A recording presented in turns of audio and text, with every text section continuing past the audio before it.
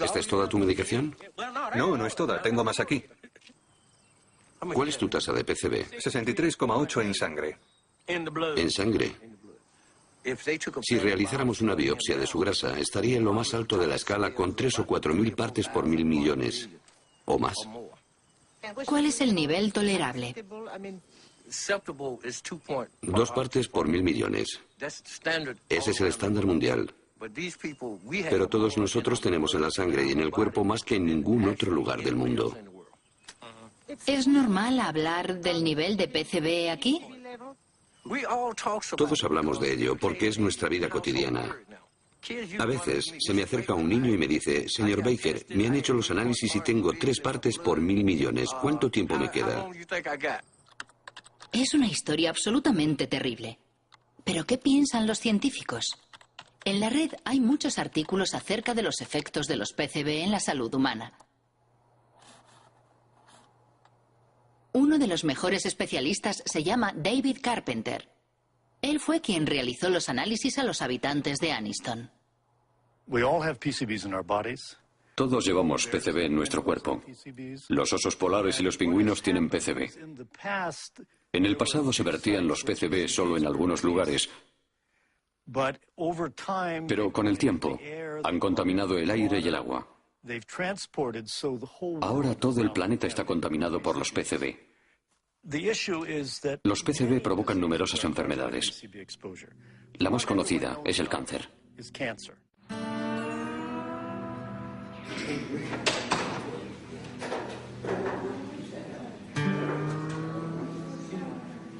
Mis análisis dicen que tengo 202 partes por mil millones en mi sistema. Las mujeres contaminadas por PCB dan a luz a hijos con un coeficiente intelectual reducido.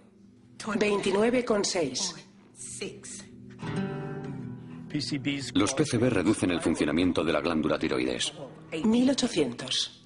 Los PCB alteran las hormonas sexuales. Morir, dejadme morir. Morir en paz. Él pagará, dije entonces. Pagará por todo el daño que nos ha hecho. En 2001, 20.000 vecinos de Anniston presentaron una demanda contra Monsanto. La compañía Isolutia, su filial, fue condenada finalmente a pagar $700 millones en indemnizaciones a las víctimas, descontaminar el lugar y construir un hospital especializado. Pero ningún directivo de Monsanto ha sido juzgado. En el sistema jurídico americano, es muy infrecuente que los ejecutivos o directivos de la empresa sean considerados responsables penalmente. Sin embargo, tenemos la posibilidad de demandar a las empresas por la vía civil. Y tienen que pagar. En realidad, las indemnizaciones y los intereses que pagan décadas más tarde las empresas solo son una mínima parte de sus beneficios. Por lo tanto, resulta rentable guardar el secreto. Nos preguntamos qué secretos estarán ocultándonos ahora. Nunca podremos confiar en que una gran empresa como Monsanto nos diga la verdad sobre un producto o un problema de contaminación. Jamás. No podemos confiar en Monsanto, dice Ken Cook. Y si tomamos como ejemplo el Roundup, el herbicida favorito de los jardineros y agricultores, ¿qué es exactamente?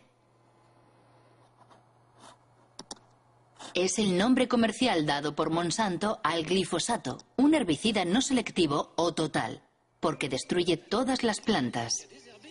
Lanzado al mercado en 1974, obtuvo un éxito fulgurante porque Monsanto afirmó siempre que era biodegradable y bueno para el entorno. Le presentamos Roundup, el primer herbicida biodegradable. Destruye las malas hierbas desde el tallo a las raíces y no contamina la tierra ni el hueso de Rex.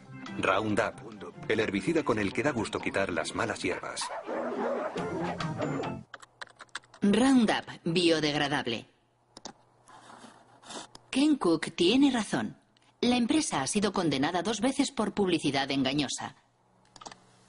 La primera en Nueva York, en 1996. La segunda en Francia, el año pasado.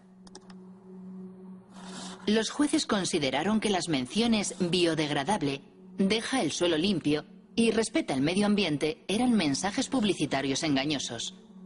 Más aún considerando que según los estudios realizados por el propio grupo Monsanto, solo se consigue un nivel de degradación biológica del 2% después de 28 días. He ahí la razón por la que biodegradable ha desaparecido recientemente de los bidones. Pero eso no es todo. Numerosos estudios científicos demuestran que el Roundup es altamente tóxico.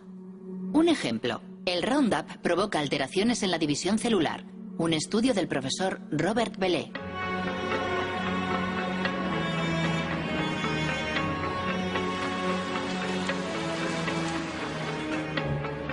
El profesor Bellet trabaja para el CNRS y el Instituto Pierre y Marie Curie. Ha estudiado los efectos del Roundup sobre óvulos fecundados de erizos de mar. La gran sorpresa fue que el Roundup afectaba a la división celular. Enseguida observamos que el Roundup alteraba el proceso de la división celular, no al mecanismo de la división, sino a los mecanismos que controlan la división de las células. Es necesario comprender cómo se origina un cáncer. Al principio las células no son cancerosas, pero a partir de un determinado momento se producen modificaciones en ellas y la modificación principal es lo que se denomina la inestabilidad desde el punto de vista genético. Y esa es la primera alteración que hemos observado y demostrado para el Roundup. Por eso mantenemos que, en nuestra opinión, el Roundup induce las primeras etapas que conducen al cáncer. Y tenemos cuidado de no decir inductor del cáncer, porque el cáncer lo veremos dentro de 30 o 40 años. Inmediatamente cuando obtuvimos esos resultados, nos dimos cuenta de la importancia que podía tener para la gente que lo usa, porque las dosis con que trabajamos son muy inferiores a aquellas que utiliza la gente. Y pensamos, rápido, es necesario alertar lo antes posible y de la mejor forma posible a la opinión pública. Y para hacerlo pensé que lo mejor sería dirigirme a mis superiores y me sorprendió un poco, la verdad, muchísimo, cuando me sugirieron o incitaron vehementemente a que no hiciera públicos los resultados porque detrás estaba la cuestión de los transgénicos. Es una historia increíble. Se ha ocultado la toxicidad del Roundup para proteger el desarrollo de los transgénicos. Remontémonos al inicio de la historia de los transgénicos.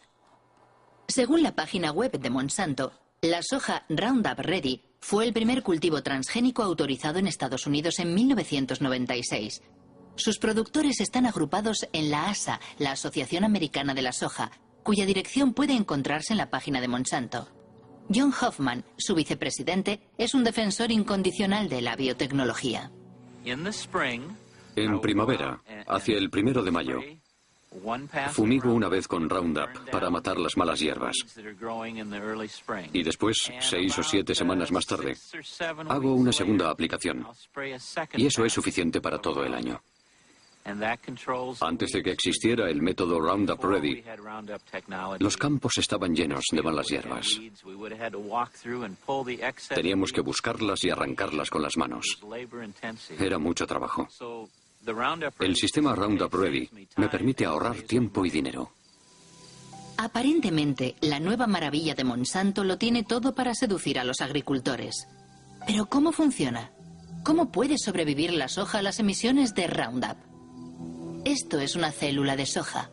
El corazón de la célula, el núcleo, contiene su ADN, la estructura genética de la soja. Para crear su transgénico, Monsanto atravesó la frontera entre las especies.